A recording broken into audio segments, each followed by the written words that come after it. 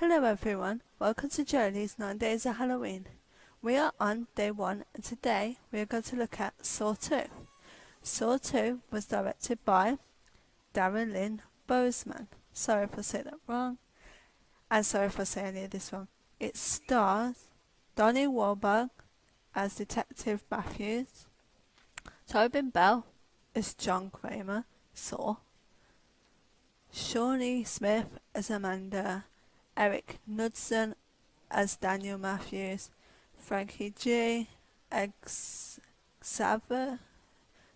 Chavez, I'm terrible with the names, Emmanuel Vega as Addison Corday, Beverly Mitchell as Laura Hunter, Glenn Plummer as Jonas Singer, Timothy Byrne as Obi Tate, Tony Napo as Gus Collier. So the film starts and we see a light bulb as the credits roll and we hear breathing. We don't see what is going on yet. Then we see a man called Michael who is tied to some kind of face mask.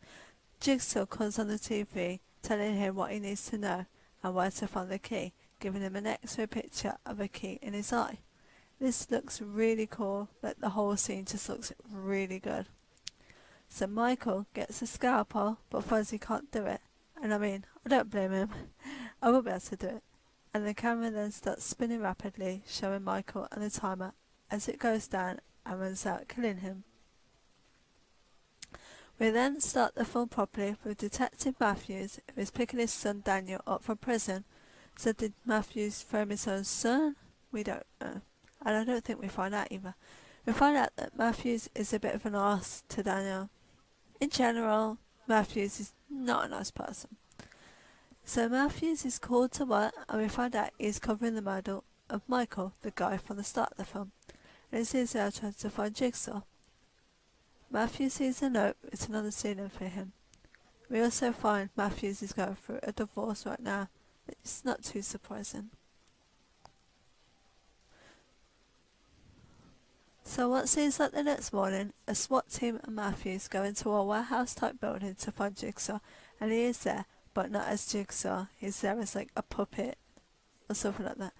Jigsaw breaks one of the officer's legs and we see around the warehouse. And I just wonder how he hasn't got caught before, because surely he'd leave a trace of himself like fingerprints or something. And he says he doesn't murder people, but he does. And if he didn't murder people, why is he so careful then to not leave fingerprints?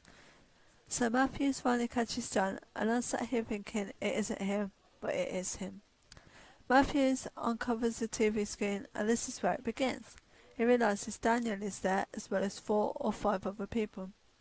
So Matthew tries to confront him, and Jigsaw tells him how long he has to free his son before a deadly nerve gas kills all of the people there. And I don't understand this. Surely the police can just make him confess. They're just standing there. They're not doing anything. So they have guns. Jigsaw doesn't have anything. We then cut to the people on the screen who are locked in a room. Amanda, who was in the last film, is there. She seems to know what to do and starts looking around for clues. She finds a tape from Jigsaw that tells them what to do. And I realise that I remember this film ever so slightly when I watched it years ago. So Gus finds the key and uses it on the door. A gun activates and Gus is killed, so that's 1 down already. One of the guys, I think it's Jonas, makes Amanda tell him everything, and we get a flashback of her bear trap. Matthews and the SWAT team are just watching all this on the screen again. They're not doing anything, and it is slightly annoying now.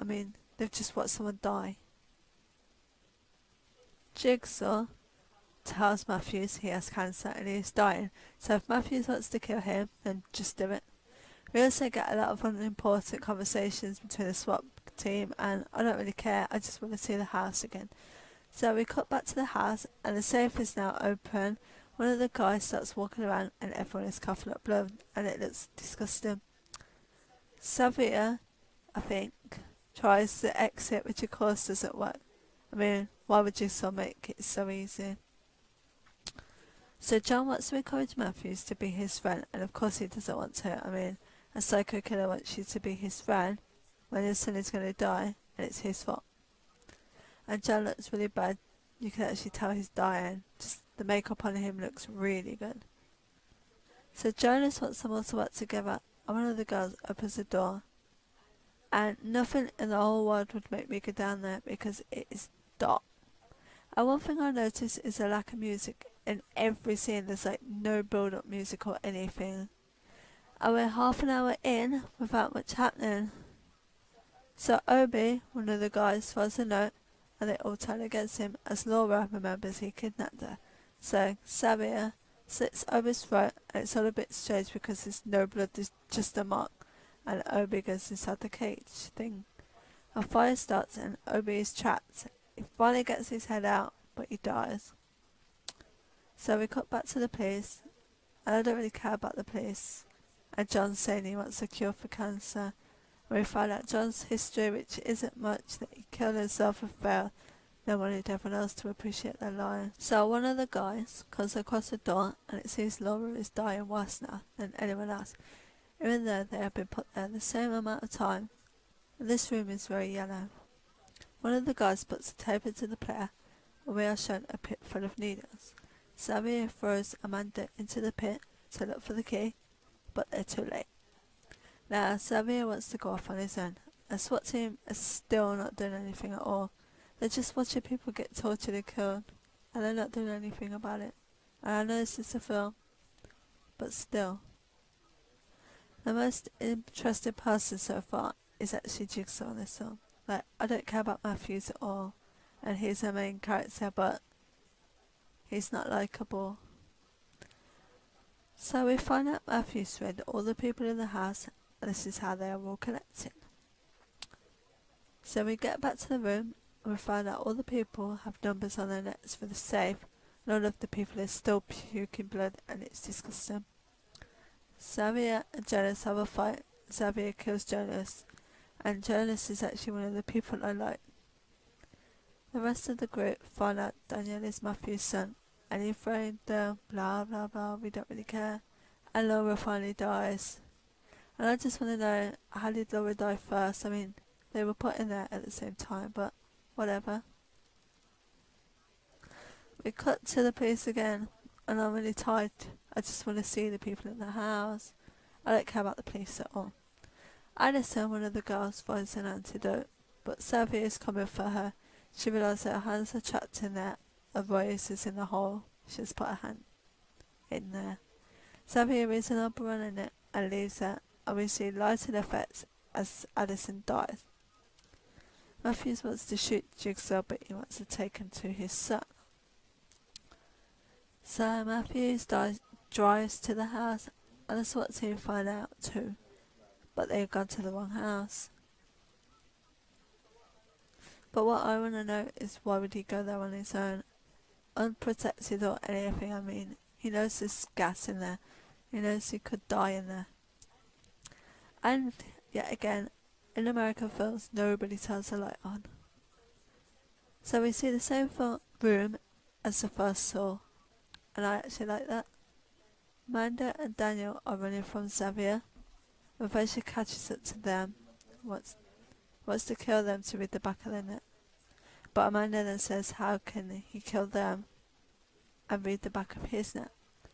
So he cuts off the back of his skin, which is absolutely disgusting. Matthews is still walking behind them and calling at Daniel while this is happening, but no one hears him. Daniel stabs Xavier to stop him killing them, and Matthew is on the floor. So Matthews wasn't that great to begin with. I mean, he can't do anything. He's sort of a wasted character. What was the point in him? So we realise the time is over, and Daniel ends up out of the place somehow. We're not told how, we're not shown. We find out Amanda's backstory of helping John, and she shoots Matthews, and we get a flashback of the last hour of the film we've just watched, which we don't need because, you know, we've just watched it.